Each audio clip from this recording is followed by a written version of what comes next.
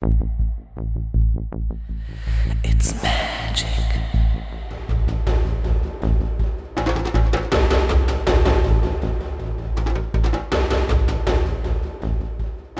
It's magic.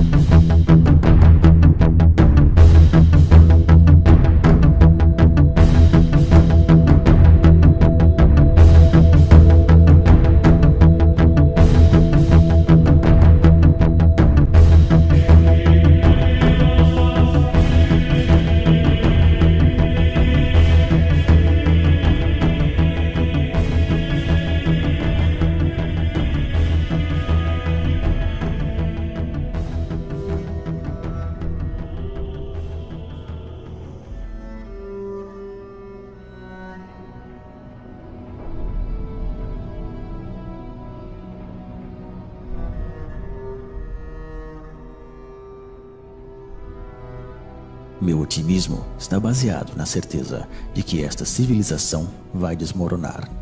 Meu pessimismo em tudo aquilo que ela faz para arrastar-nos em sua queda.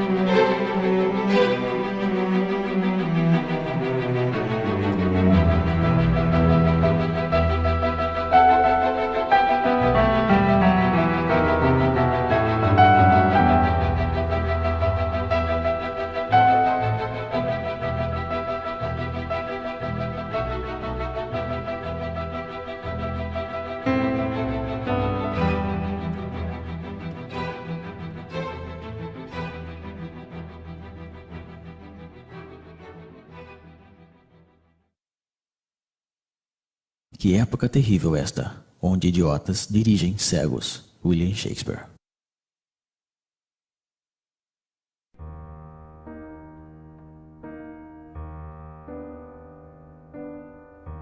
A servidão moderna é uma escravidão voluntária, aceita por esta multidão de escravos que se arrastam pela face da terra.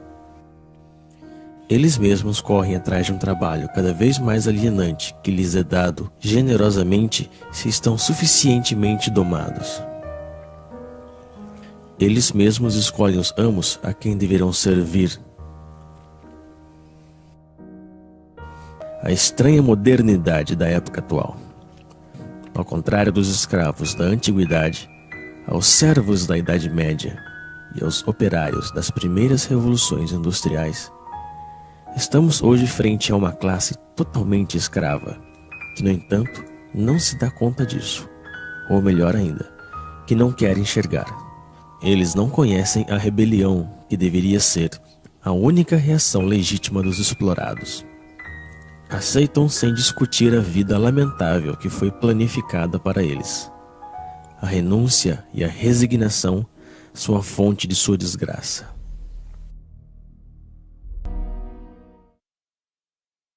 O urbanismo é a tomada do meio ambiente natural e humano pelo capitalismo, que, ao desenvolver-se em sua lógica de dominação absoluta, refaz a totalidade do espaço como seu próprio cenário.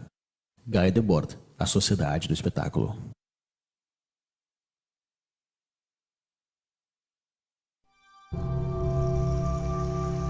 À medida que o homem constrói seu mundo com a força do trabalho alienado, o cenário deste mundo se converte na prisão onde terão que viver.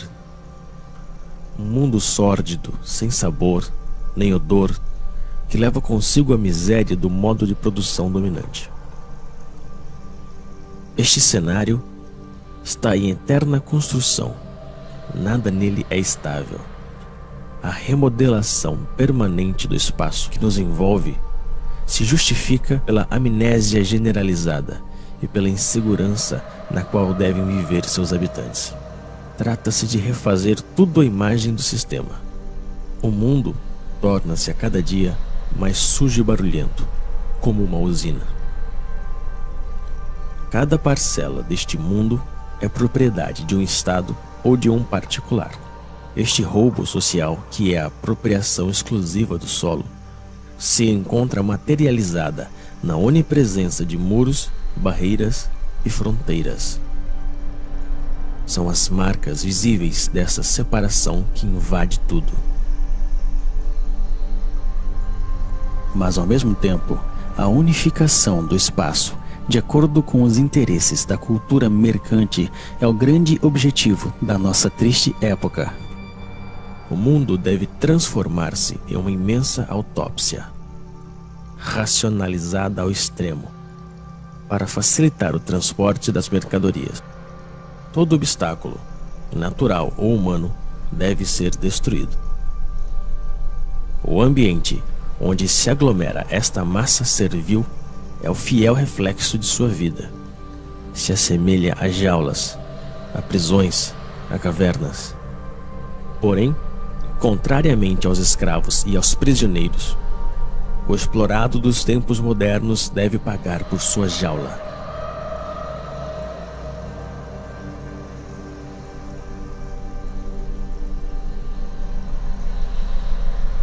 Porque não é o homem, mas o mundo que se tornou uma normal.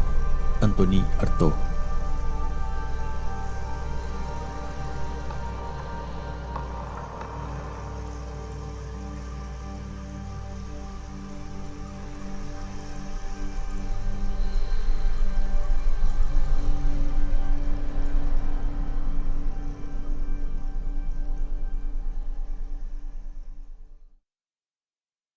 À primeira vista, a mercadoria parece uma coisa simples, trivial, evidente. Porém, analisando-a, vê-se complicada, dotada de sutilezas metafísicas e discussões teológicas. O Capital, Karl Marx. É neste lugar estreito e lúgubre, onde o escravo moderno acumula as novas mercadorias que deveriam, segundo as mensagens publicitárias onipresentes, trazer-lhe a felicidade e a plenitude. Porém, quanto mais acumula mercadorias, mais ele se afasta da oportunidade de ser feliz. Que aproveita o homem ganhar o mundo inteiro e perder sua alma? Marcos, capítulo 8, versículo 36.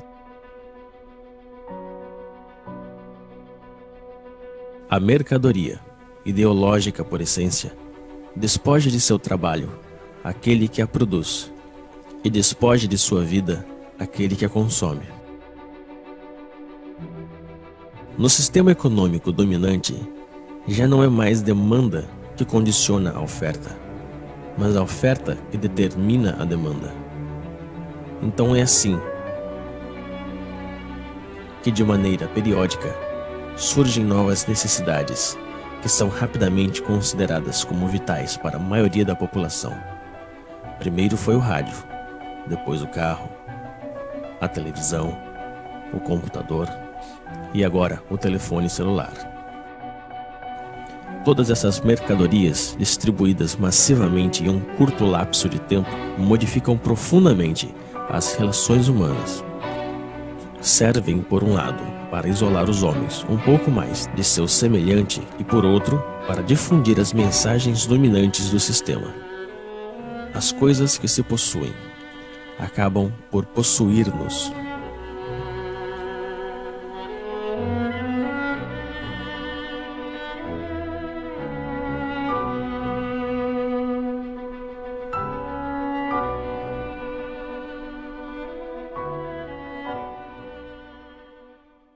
O que vem a ser alimento para um é veneno para outro. Paracelso.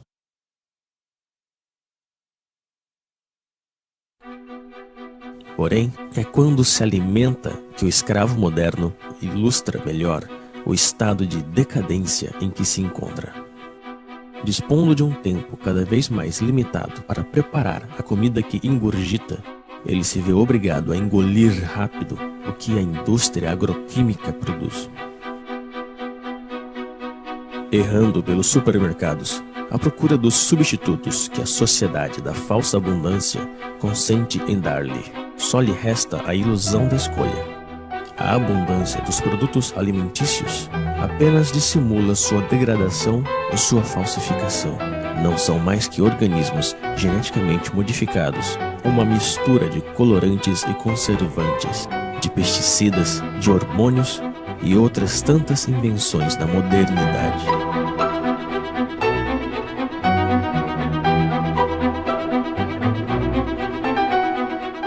O prazer imediato é a regra de todo modo de alimentação dominante. Também é a regra de todas as formas de consumo, e as consequências que ilustram essa forma de alimentação se veem em todas as partes. Mas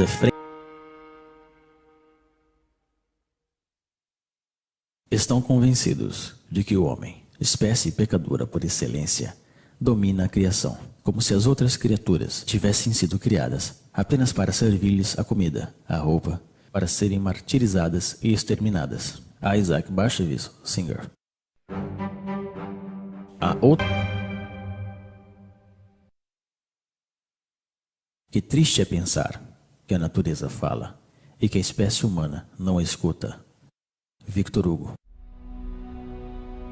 É a expoliação dos recursos do planeta, a abundante produção de energia ou de mercadorias, o lixo e os resíduos do consumo ostentoso hipotecam a possibilidade de sobrevivência de nossa Terra e das espécies que nela habitam. Porém, para deixar livre o curso ao capitalismo selvagem, o crescimento econômico nunca deve parar. É preciso produzir e reproduzir ainda mais. E são os mesmos poluidores que se apresentam hoje como salvadores potenciais do planeta. Esses imbecis da indústria do espetáculo, patrocinados pelas empresas multinacionais, tentam convencer-nos de que uma simples mudança em nossos hábitos seria suficiente para salvar o planeta de um desastre. E enquanto nos culpam, continuam poluindo sem cessar nosso meio ambiente e nosso espírito. Essas pobres teses pseudo-econômicas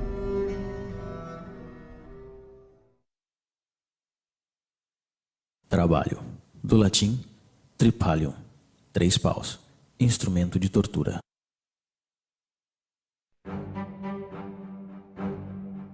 Mas para entrar na roda do consumo frenético é necessário ter dinheiro, e para conseguir dinheiro é preciso trabalhar, ou seja, eles estão esgotados de tanto trabalhar, perdem a maior parte de sua energia e têm que suportar as piores humilhações. Passam toda a sua vida realizando uma atividade extenuante e insidiosa que é proveitosa apenas para alguns. A invenção do desemprego moderno tem como objetivo assustá-los e fazê-los agradecer sem parar a generosidade do poder que se mostra tão generoso com eles. Que fariam sem esta tortura que é calculado, a fim de aumentar sua produtividade. A organização científica do trabalho constitui a real essência da desapropriação dos trabalhadores, seja do fruto de seu trabalho, mas também do tempo que eles passam na produção automática das mercadorias ou dos serviços. O papel do trabalhador se confunde com o da máquina nas usinas, com o computador nos escritórios. O tempo pago não volta mais. Assim, a cada trabalhador é atribuído um trabalho repetitivo, seja ele intelectual ou físico. Ele é um especialista em seu domínio de produção. Essa especialização encontra-se na escala do planeta, no âmbito da Divisão Internacional do Trabalho. Concebe-se no Oriente, se produz na Ásia, se morre na África. É o homem inteiro que é condicionado ao comportamento produtivo pela organização do trabalho. E fora da fábrica, ele conserva a mesma pele e a mesma cabeça.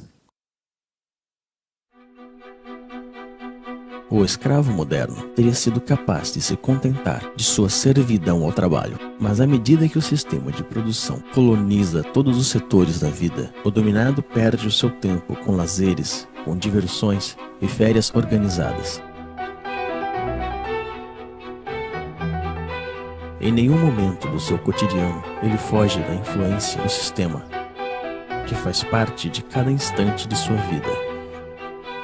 É um escravo a tempo integral.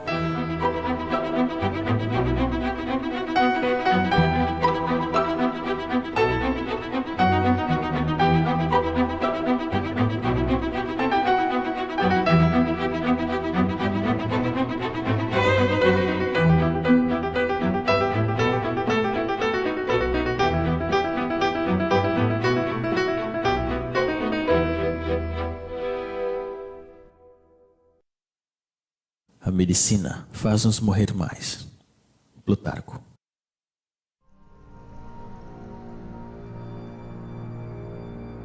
A origem dos males do escravo moderno está na degradação generalizada de seu ambiente, do ar que respira e da comida que ele consome. O estresse provocado pelas suas condições de trabalho e pelo conjunto de sua vida social.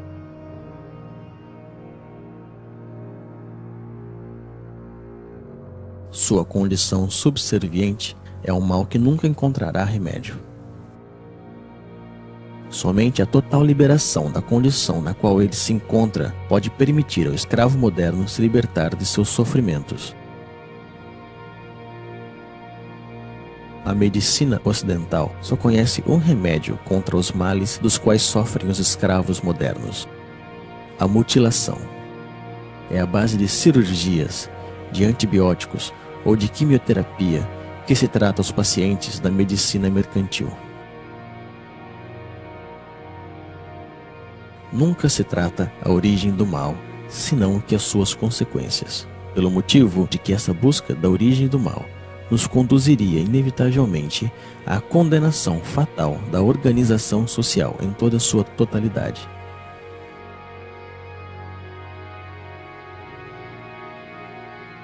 Assim como ele transformou todos os detalhes de nosso mundo em uma simples mercadoria, o sistema atual fez de nosso corpo uma mercadoria, um objeto de estudo e de experiências para seus pseudo-aprendizes de medicina mercantil.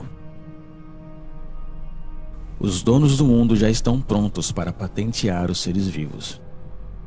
O sequenciamento completo do DNA do genoma humano é o ponto de partida de uma nova estratégia posta em ação pelo poder. A decodificação genética não tem outro objetivo que o de amplificar consideravelmente as formas de dominação e de controle. Depois de tudo, nosso corpo também não nos pertence. De tanto obedecer, adquirimos reflexos de submissão. Anônimo. O melhor de sua vida foge entre seus dedos, mas ele prossegue assim, pois já está acostumado a sempre obedecer. A obediência se tornou sua segunda natureza. Ele obedece sem saber por qual razão, simplesmente porque ele sabe que deve obedecer. Obedecer, produzir e consumir. Eis aí o trítico que domina sua vida. Obedece-se aos pais, aos professores, aos patrões, aos proprietários, aos comerciantes. Obedecem-se também às leis, às forças da ordem e a todos os tipos de poderes, pois ele não sabe fazer outra coisa. Não existe algo que lhe dê mais medo que a desobediência, já que desobedecer, aventurar, mudar é muito arriscado. Assim como uma criança que se perde de vista de seus pais. O escravo moderno se sente perdido, sem o poder que o criou. Então, ele continua obedecendo. É o medo que nos fez escravos e que nos mantém nesta condição. Baixamos a cabeça frente aos donos do mundo. Aceitamos essa vida de humilhação e de miséria somente por medo. No entanto, dispomos da força numérica frente a essa minoria que governa. A força deles não sai de seus policiais, mas de nosso consentimento. Justificamos nossa covardia diante do enfrentamento legítimo contra as forças que nos oprimem com um discurso cheio de humanismo modernizador. A rejeição da violência revolucionária está ancorada nos espíritos daqueles que se opõem ao nome dos valores que este mesmo sistema nos ensinou. Porém, quando se trata de conservar sua hegemonia, o poder não hesita em se vestir da violência. Sob um governo que prende qualquer homem injustamente, o único lugar digno para um homem justo também é a prisão. Henry David Thoreau, A Desobediência Civil.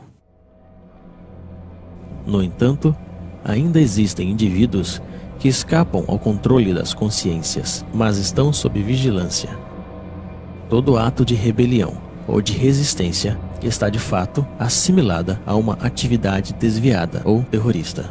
A liberdade só existe para aqueles que defendem os imperativos mercantis.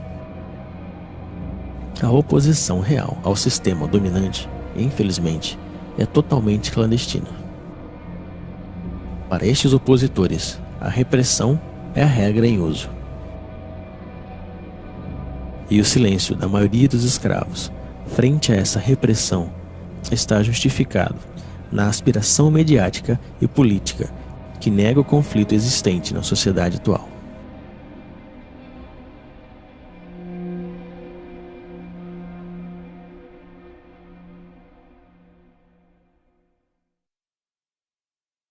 O que outrora se fazia por amor a Deus, hoje se faz por amor ao dinheiro, isto é, daquilo que hoje confere o sentimento de poder mais elevado e a boa consciência. Nietzsche, Aurora. Como todos os seres oprimidos da história, o escravo moderno precisa de seu misticismo e de seu Deus para anestesiar o mal que lhe atormenta e o sofrimento que lhe sufoca. Mas esse novo Deus, a quem entregou sua alma, não é nada mais que nada. É um pedaço de papel, um número que tem apenas sentido, porque todo mundo decidiu dar-lhe. É em nome deste novo Deus que ele estuda, que ele trabalha, que ele luta e se vende. É em nome desse novo Deus que ele abandonou seus valores e está disposto a fazer qualquer coisa. Ele acredita que quanto mais tem dinheiro, mais se libertará dos problemas dentro dos quais ele está aprisionado. Como se a possessão andasse de mãos dadas com liberdade. A liberação é uma acesse que provém do domínio de si mesmo, um desejo e uma vontade de atuar. Está no ser e não no ter. Porém, é preciso decidir-se a não mais servir nem obedecer. É preciso também romper com esse hábito, que ao parecer ninguém ousa recriminar. O escravo moderno está convencido de que não existe alternativa na organização do mundo atual. Ele se resignou a esta vida, porque pensa que não pode haver outra, e é aí mesmo que se encontra a força da dominação presente. Entreter a ilusão desse sistema que colonizou toda a face da Terra. É o fim da história. Convenceu a classe dominada que adaptar-se à sua ideologia é como adaptar-se ao mundo tal qual se mostra e como sempre foi. Sonhar com outro mundo se tornou um crime, criticado unanimemente pelos meios de comunicação e os poderes públicos. No sistema dominante, as forças de repressão são precedidas pela dissuasão, que desde a infância realiza sua obra de formação de escravos. Eles devem esquecer-se de sua condição servil, de sua prisão e de sua vida miserável. Basta olhar esta multidão hipnotizada frente às telas que acompanham sua vida cotidiana.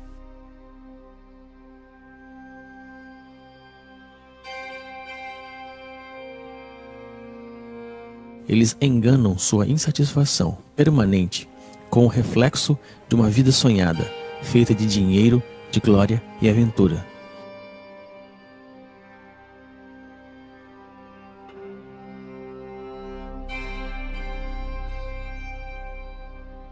Mas seus sonhos são tão lamentáveis como sua vida miserável.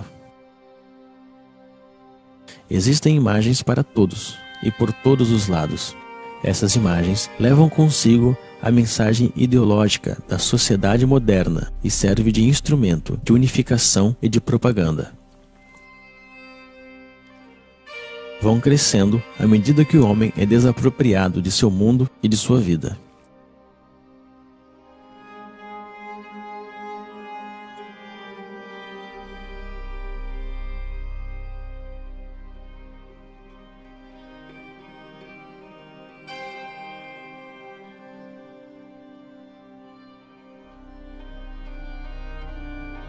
A criança é a primeira vítima dessas imagens, pois se trata de sufocar a liberdade desde o berço. É necessário torná-los estúpidos e tirar-lhes toda a capacidade de reflexão e de crítica. Tudo isso se faz, evidentemente, com a cumplicidade desconcertante dos pais, que não buscam sequer resistir frente à força imponente de todos os meios modernos de comunicação. Eles mesmos compram todas as mercadorias necessárias para escravizar sua progenitura. Desapropriam-se da educação de seus filhos e deixam que o sistema alienador e medíocre se encarregue dela.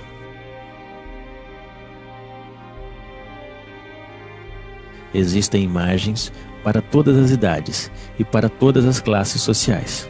Os escravos modernos confundem essas imagens com cultura e, às vezes, com arte.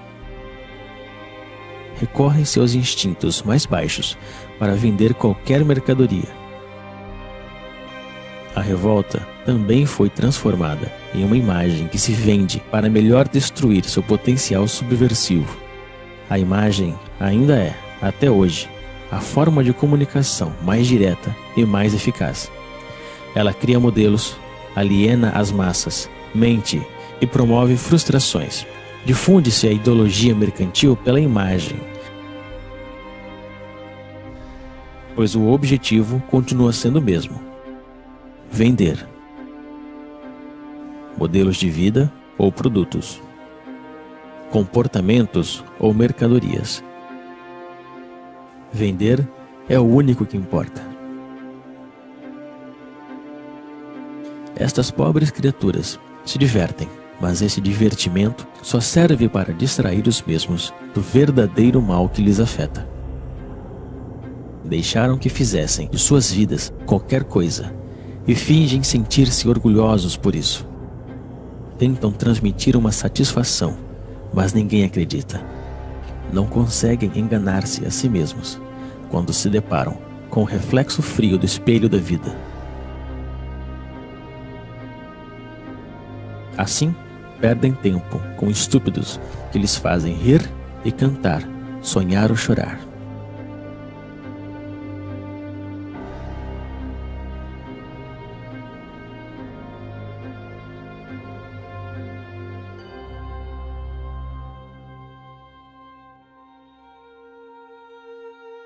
Através do esporte mediatizado, se representa o êxito e o fracasso, os esforços e as vitórias que os escravos modernos deixaram de viver em seu cotidiano.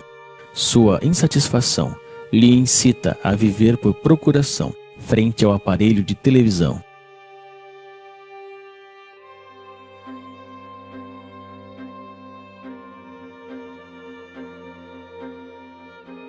Assim, como os imperadores da Roma antiga compravam a submissão do povo com pão e jogos, hoje em dia é com diversões e consumo do vazio que se compra o silêncio dos escravos.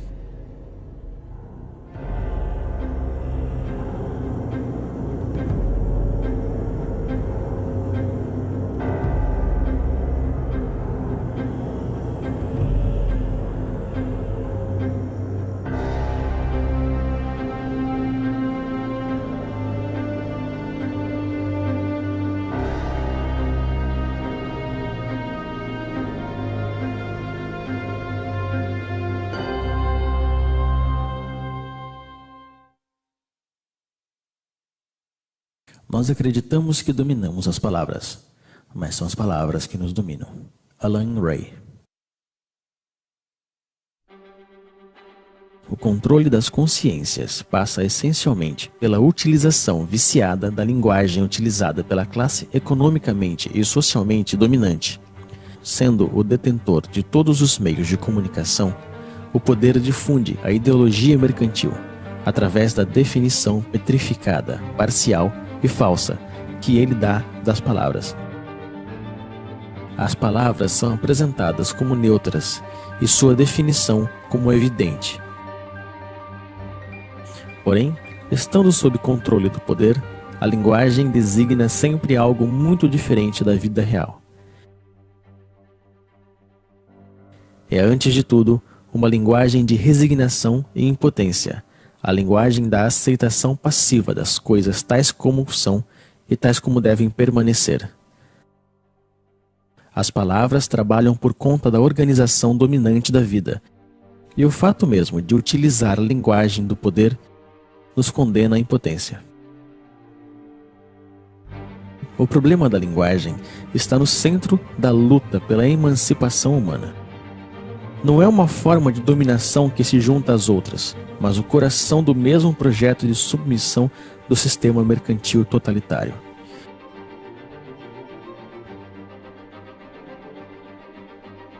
Para que uma mudança radical surja de novo, é preciso uma tomada radical da linguagem e também da comunicação real entre as pessoas.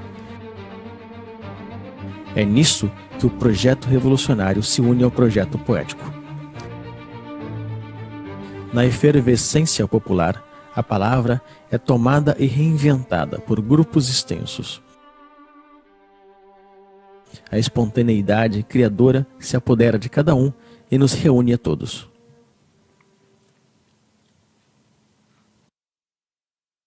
Votar é abdicar.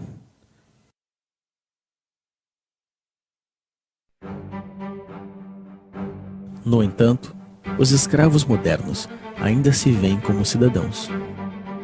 Eles acreditam que votam realmente e decidem livremente quem vai dirigir seus negócios, como se eles ainda tivessem escolha. Apenas conservaram a ilusão. Vocês acreditam que ainda existe uma diferença fundamental quanto à escolha da sociedade na qual nós queremos viver entre o Partido Socialista e a direita populista da França, entre os democratas e os republicanos dos Estados Unidos, entre os trabalhistas e conservadores do Reino Unido, não existe oposição, pois os partidos políticos dominantes estão de acordo sobre o essencial, que é a conservação da atual sociedade mercantil. Não existem partidos políticos susceptíveis de chegar ao poder que duvidem do dogma do mercado. E são com esses partidos que a cumplicidade mediática monopoliza as aparências. Discutem por pequenos detalhes, esperando que tudo fique onde está. Brigam por saber quem ocupará os lugares oferecidos pelo parlamentarismo mercantil. Estas estúpidas briguinhas são difundidas pelos meios na intenção de ocultar um verdadeiro debate sobre a escolha da sociedade na qual desejamos viver. A aparência e a futilidade dominam profundamente o afronto e as ideias. Tudo isso não se parece, nem de perto e nem de longe, a uma democracia. A democracia real se define primeiro e antes de tudo pela participação massiva dos cidadãos na gestão dos interesses da cidade. Ela é direta e participativa e encontra sua maior expressão na Assembleia Popular e no diálogo permanente sobre a organização da vida comum. A forma representativa e parlamentar que usurpa o nome da democracia limitam o poder dos cidadãos pelo simples direito ao voto, ou seja, a nada. Tão real que não existe diferença entre o cinza claro e o cinza escuro. As cadeiras do parlamento estão ocupadas pela imensa maioria da classe econômica dominante, seja ela de direita ou da pretendida esquerda social-democrática. O poder não é para ser conquistado, ele tem que ser destruído. O poder é tirano por natureza, seja ele exercido por um rei, por um ditador ou um presidente eleito. A única diferença na democracia parlamentar é que os escravos têm a ilusão que podem escolher eles mesmos os mestres que eles deverão servir. O direito ao voto fez dos mesmos cúmplices da tirania esmagadora. Eles não são escravos porque existem amos, senão que existem amos porque decidiram permanecerem escravos. A natureza não criou amos nem escravos.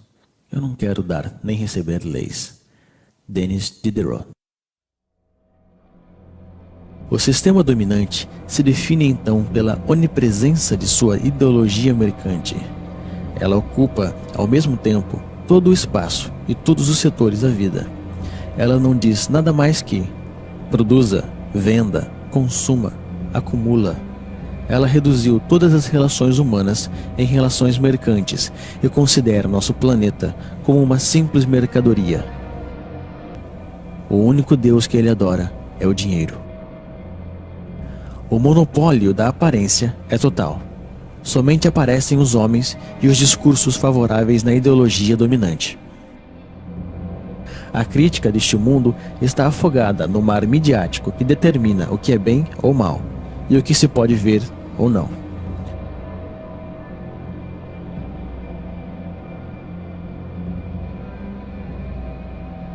A onipresença da ideologia, o culto ao dinheiro, monopólio da aparência, partido único disfarçado de pluralismo parlamentar, ausência de uma oposição visível, repressão sob todas as formas, vontade de transformar o homem e o mundo.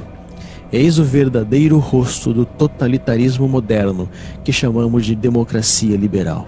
Porém, é necessário chamá-la pelo seu verdadeiro nome: o sistema mercantil totalitário.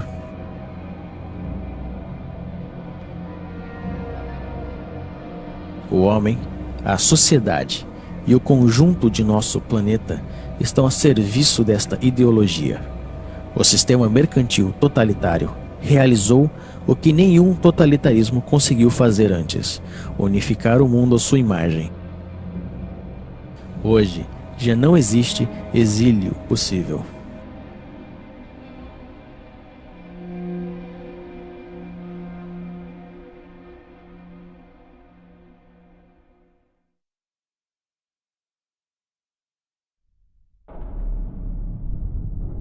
À medida que a opressão se estende por todos os setores da vida, a revolta toma aspecto de uma guerra social. Os motins renascem e anunciam a futura revolução.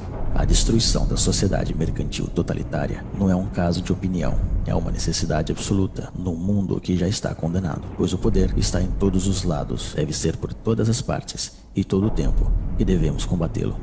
A reinvenção da linguagem, o transtorno permanente da vida cotidiana, a desobediência e a resistência são as palavras mágicas da revolta contra a ordem estabelecida. Mas para que desta revolta surja uma revolução, é preciso unir as subjetividades em uma frente comum. É na unanimidade de todas as forças revolucionárias que devemos trabalhar. Isto só se pode conseguir quando temos consciência de nossos fracassos passados.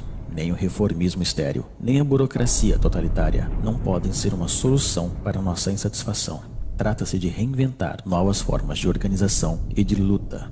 A autogestão nas empresas e a democracia direta na escala comunal constituem as bases desta nova organização, que deve ser anti-hierárquica, tanto na forma quanto no conteúdo.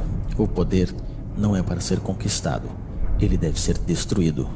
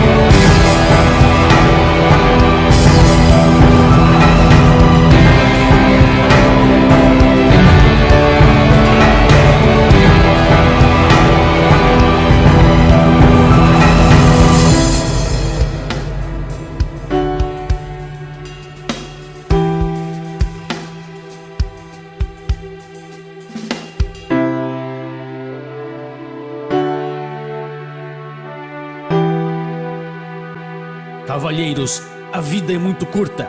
Se nós vivemos, vivemos para andar sobre as cabeças dos reis. William Shakespeare, Henrique IV. Jean-François Briand. Tradução: Elisa de Armênia Quadros. Dublagem: Rodrigo Nishino.